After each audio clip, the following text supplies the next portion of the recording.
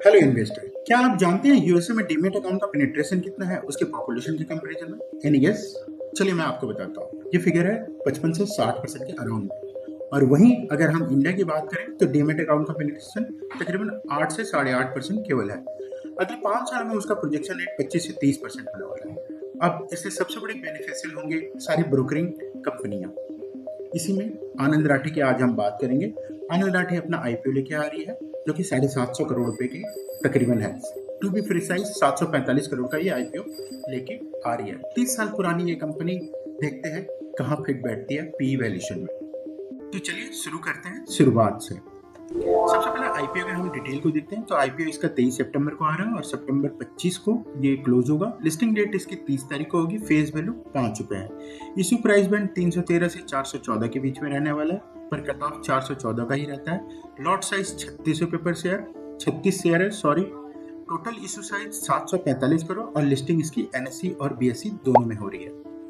Company का minimum investment जो है एक लॉट का ₹14,904 के अराउंड में है आपके। हम देखते हैं यूज कहाँ करेंगे इस 745 करोड़ में।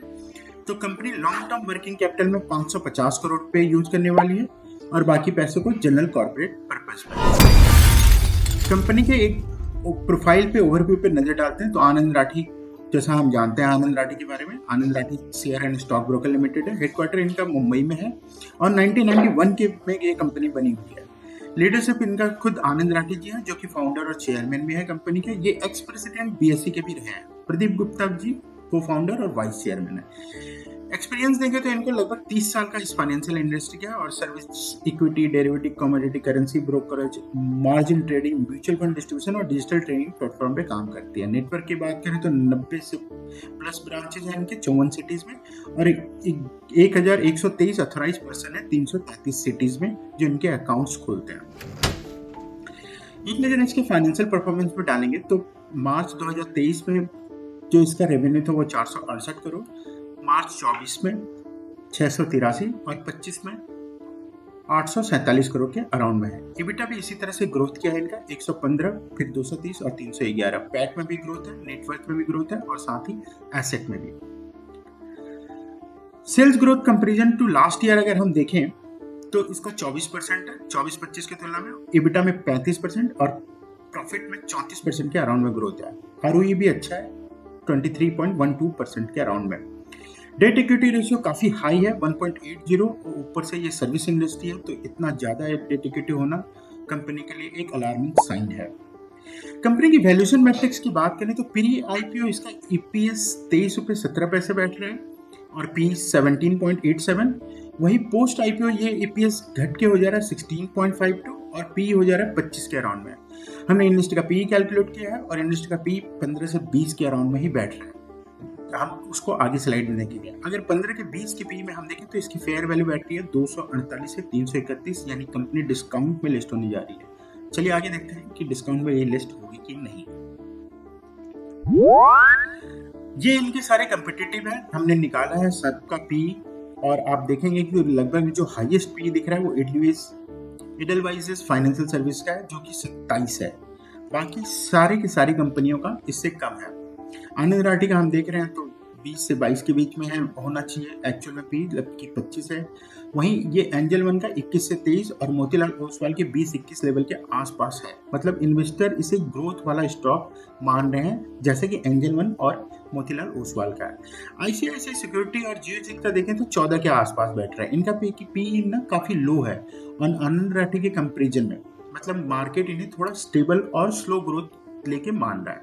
वहीं इडलवाइज का देखें तो 20 से 27 और आईआईएफएल का 12 से 13 फॉरवर्ड कभी कभी हाई भी होता है। इनका वैल्यूएशन मिक्स्ड है क्योंकि इनका बिजनेस मॉडल ब्रोकिंग के साथ फाइनेंस और वेल्थ और लीडिंग भी करता है। रिस्क और सेगमेंट मिक्स ज्यादा होने की वजह से कभी कभी वैल्यूएशन हाई दिखा रहा है और कभी कभी लो दिखा रहा है।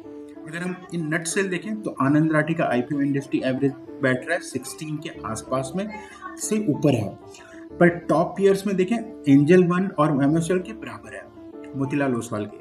मतलब आईपीओ का प्राइस थोड़ा सा प्रीमियम वैल्यूएशन पे है लेकिन जस्टिफाई है अगर कंपनी एंजल वन जैसे ही ग्रोथ दिखाती है। अगर आपको ग्रोथ और ब्रांड लेगेसी पे भरोसा है तो आईपीओ अट्रैक्टिव लग सकता है, पर अगर आपको चीप वैल्यूएशन चाहिए तो आईसीआईसीआई सिक्योरिटी इससे ज्यादा बेटर है। चलिए जानते हैं कि कंपनी का जीएमपी क्या चल रहा है अभी करंट मार्केट सेगमेंट के अंदर। कंपनी का जो जीएमपी 24 तारीख को चल रहा है वो 24 के अराउंड में चल रहा है। इस हिसाब से ये इंडिकेट कर रहा है कि कंपनी 438 पे लिस्ट होने जा रही है। कंपनी का अगर स्वॉट एनालिसिस को हम देखें तो सबसे पहले हम बात करते हैं स्ट्रेंथ की। तो स्ट्रॉन्ग ब्रांड एंड लेगेसी है, इसका 30 साल से ज्यादा का एक्सपीरियंस है फाइनेंशियल सर्विस इंडस्ट्री में, जो कि बहुत क्रेडिबिलिटी दिखा रहा है। डाइवर्स प्रोडक्ट पोर्टफोलियो है, इक्विटी ब्रोकिंग है, कमोडिटी ट्रेडिंग है, मार्जिन ट्रेडिंग है, म्यूचुअल फंड डिस्ट्रीब्यूशन है और वेल्थ मैनेजमेंट सर्विस भी ये प्रोवाइड करती है। ब्रांच और डिजिटल प्रेजेंस है इनका, 90 से प्लस ब्रांचेज हैं 54 सिटीज में और एक्सपेंड करते हैं डिजिटल प्लेटफॉर्म के थ्रू। एक्सपीरियंस लीडरशिप है, जैसे आनंद राठी और दूसरे प्रदीप गुप्ता जी का हम जानते हैं कि 30 साल से प्रूवन रिकॉर्ड है इसी से इंडस्ट्री में। वीकनेस पे अगर हम इनका नजर डालें तो एचएनआई डिपेंडेंसी इनकी बहुत ज्यादा है। रेवेन्यू का सिग्निफिकेंट पोर्शन वहीं से आता है। कंपटीशन और प्रेशर बहुत ज्यादा मिलेगा इसको। एंजल वन, जरूरता, आईसीआईसीआई सिक्योरिटी, ये सारे के सारे ना अपना मार्केट कैप्चर कर रहे हैं। इसमें से सबसे जो फास्ट ग्रोइंग है सबको पता है जरूरता है। डिजिटल अडोप्टेशन, डिस्काउंट ब्रोकर के कंपेरिजन में डिजिटल प्लेटफॉर्म रीच अभी इसकी लिमिटेड है। मार्केट सेंसिटिविटी की बात करते हैं, इक्विटी मार्केट वोलेटाइल के टाइम पे रेवेन्यू और प्रॉफिट फ्लक्चुएट करते हैं। अपॉर्चुनिटी की बात करें तो इसके लिए ग्रोइंग रिटेल पार्टिसिपेशन है, जैसा हमने शुरुआत में ही इस वीडियो के कहा था कि अभी 8.8% पेनिट्रेशन है इंडिया में डीमेट अकाउंट का। वही अगले 5 साल में ये बढ़ के 5 फोल्ड होने वाला है, तकरीबन 24 से 25 गुना के अराउंड में।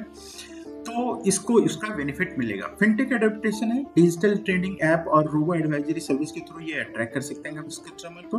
आईपीओ और कैपिटल मार्केट ग्रोथ में, आईपीओ बूम है और कैपिटल मार्केट का एक्सपेंशन बिजनेस और रेवेन्यू ग्रोथ दोनों की अपॉर्चुनिटी है इनके पास। एक्सपेंशन इन टायर 2 और 3 सिटी में भी ये कर सकते हैं, जो कि अभी ये फोकस मेन टायर 1 सिटी में ही है। अगर हम इनके थ्रेट की बात करें तो इंटेंस कंपटीशन है इसको। जरोदा, एंजल वन, ग्रो जैसे डिस्काउंट ब्रोकर के साथ एग्रेसिव ग्रोथ कर रहे हैं ये। रेगुलेटरी चेंजेस जैसे सेबी और गवर्नमेंट पॉलिसी के चेंजेस से ऑपरेशन और मार्जिन इंपैक्ट इसका हो सकता है। Market volatility, short term equity market fluctuation से प्रॉफिट को इफेक्ट कर सकते हैं। टेक डिस्ट्रप्शन, अगर टाइमली डिजिटल अडॉप्टेशन ना हुआ तो कंपनी को मार्केट में अपना लॉस होगा। ठीक है दोस्तों, अगर वीडियो पसंद आया तो लाइक करें, कमेंट करें, सब्सक्राइब करें।